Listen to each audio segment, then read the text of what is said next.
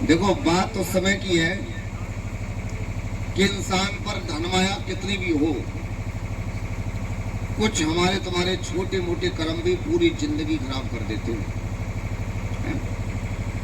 राजा जहारवीर महाराज के जो बाबा थे उनका नाम था राजा उमरपाल सिंह। सबसे पहले हुए त्रिलोक चंद। त्रिलोक चंद के एक लड़के हुए जिनका नाम था राजा भूरी भाव सिंह ललिता। भूरी भाव सिंह के हुए राजा उमरपाल सिंह जो जहांगीर के बाबा हैं। राजा उमरपाल सिंह जो जहांगीर के बाबा हैं वो संभल में राज्य किया करते थे, जो अपनी यूपी में पड़ता संभल।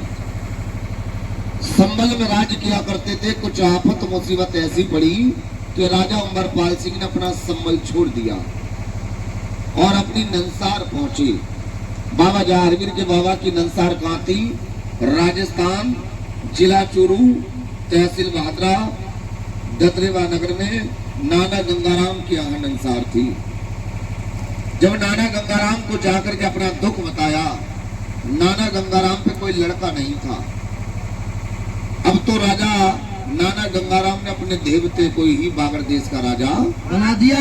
कहा बेटा राज्य को चलाना, राज्य में सिखाना, कभी भी किसी को दुखी मत रखना। मेहरबान भैया, बाबा जहांगीर की कथा बुजुर्ग लोग ये बताते हैं कि कभी भी कोई भक्त पूरी नहीं सुन पाता है। कथा का एक भाग कोई सा भी सुन लो मगर पूरा कोई सुन नहीं पाता। बाबा गोरखनाथ ने जिस समय माता वाचल के बैल जिंदा की उस समय ये कहा था, माता तेरे लाल की कथा जो भी भक्त प्रेम से पूरी सुन लेगा, कथा सुनते ही आधा रोग शरीर का तभी ही कट जाएगा। मगर कथा कोई सुन ही नहीं पाता। कभी किसी को लैट्रिन लग जाएगी, कभी को बाथरूम लग जाएगी, कभी को नींद आ जाएगी। क्या तो जहांगीर बाबा की ये सुबह तक देख रहे हैं कितने लोग, सवेरे तक देखो माधुम डरेंगे आज। और जो है राज्य को जब जहांगीर के बाबा चलाने लगे, बड़े भैया जब चलाने लगे तो कुछ समय के बाद इनकी शादी वाली आई। शादी वाले आए तो नाना गंगाराम ने अपने देवते उमरपाल सिंह का विवाह कहां से करा दिया? राजा उमर का विवाह हुआ, मान सरोवर गई बारात। बारात ब्याह के रानी महल में लाए, उनका था सारंगदे नाम। बाबा जहांगीर की दादी का नाम रानी सारंगदे है और बाबा का नाम राजा उमरपाल सिंह। सारंगदे ने एक बेटे को जन्म दिया जिनका नाम था जेवर सिंह, जो जहांगीर के पिताजी। जब जेवर सिंह बड़े हुए, 12 साल की उम्र हो गई, राजा उमरपाल सिंह ने अपने लड़का जेवर सिंह को ही बागर देश का राजा बना दिया।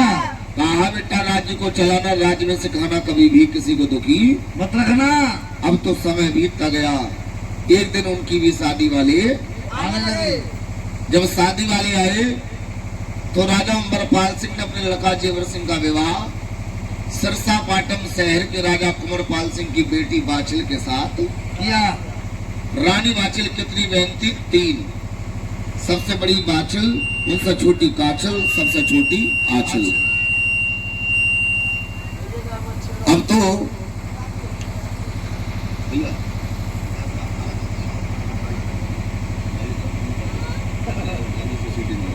कह दो जहांगीर बाबा की जय। अब तो हुआ क्या, रानी बाछिल का विवाह दत्रेवा नगर में राजा जेवर सिंह के साथ विवाह हुआ। छोटी बहन काछिल का विवाह दिल्ली से आगे रोहतक में राजा रूपचंद के साथ विवाह हुआ। छोटी सबसे छोटी बहन जो आंचल जो थी, उनका विवाह गढ़ मुल्तान में राजा समुद्र के साथ विवाह हुआ। पहले मुगलों का राज्य था।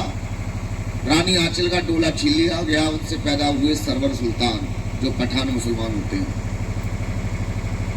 अब तो रानी बाछिल को, रानी काछिल को, रानी आंचल को 12-12 साल बीत गए, विवाह हुए मगर कोई संतान नहीं हुई।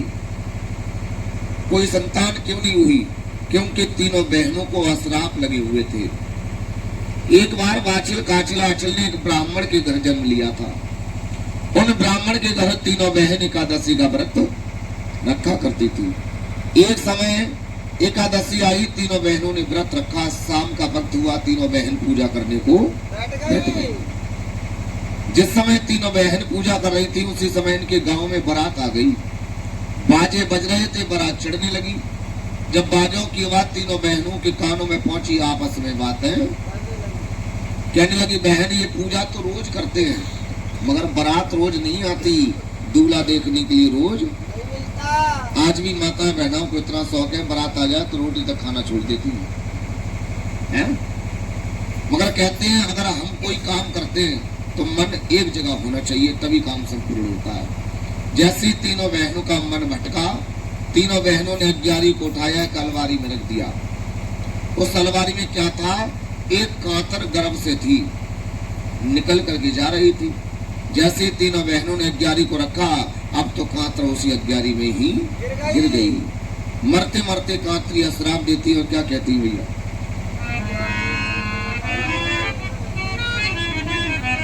कांतरी श्राप देने लगी, कहने लगी के पूजा की करने वाली बहने, अरे तुम जन्म जन्म दुख पाओगी।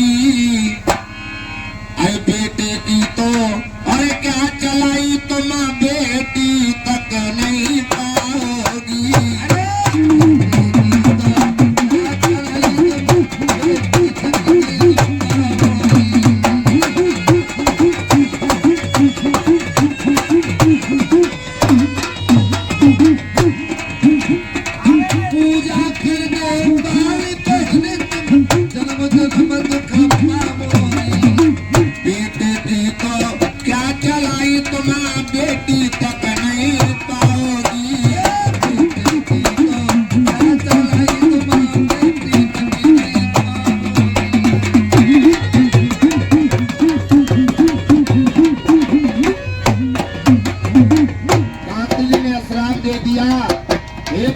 करने वाली बहन, आपने मेरी संतान का मुंह नहीं देखने दिया, उससे पहले ही मुझे मार दिया। जाओ 7 जन्म तक तुम भी अपनी संतान का मुंह नहीं देखोगे। क्या नहीं है, अरे भैया मतलब का संसार जगत में कोई ना अपना है।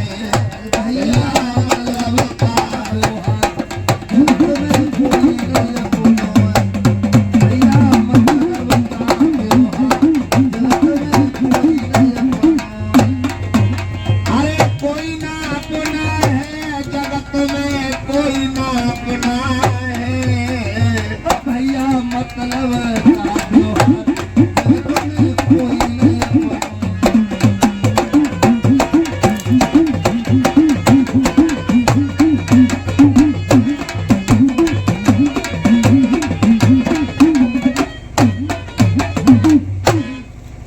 हरवीर बाबा की। कांतरी ने मरते मरते अश्राप दे दिया, बाचिल काचिल आचिल बहन, जिस प्रकार से आपने मुझे मार दिया, मेरी संतान को मार दिया, जाओ 7 जन्म तक तुम भी अपनी संतान के लिए रोगी।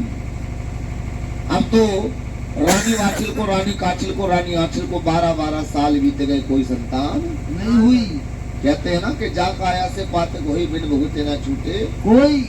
जो भी जैसा कर्म करता वैसा ही फल आता है।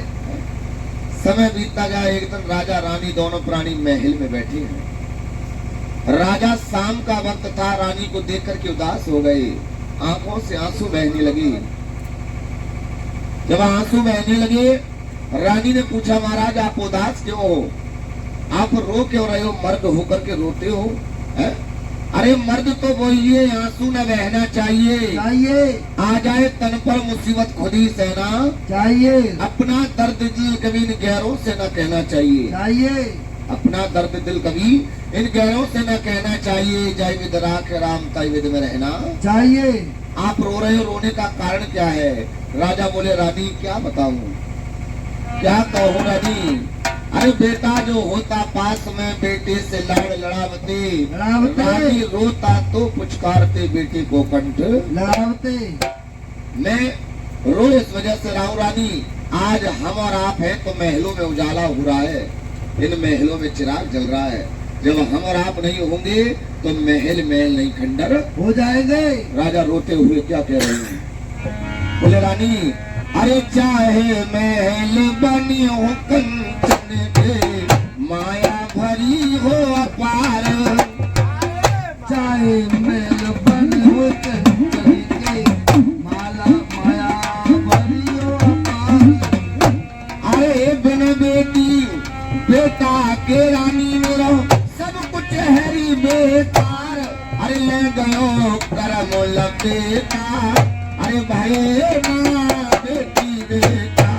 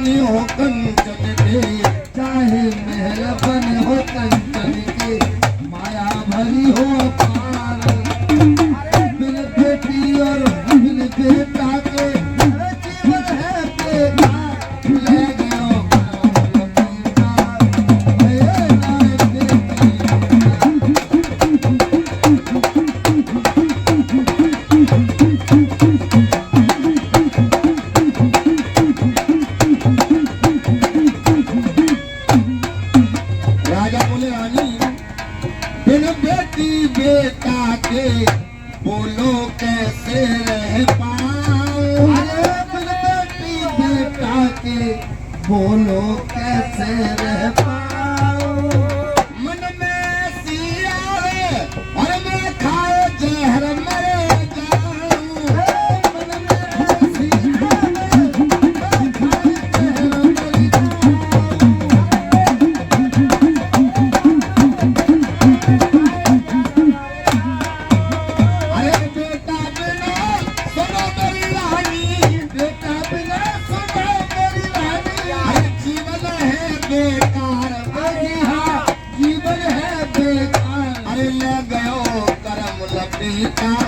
अरे भाई ना बेटी बेटा ले गयो बेटा, ना बेटी बेटा।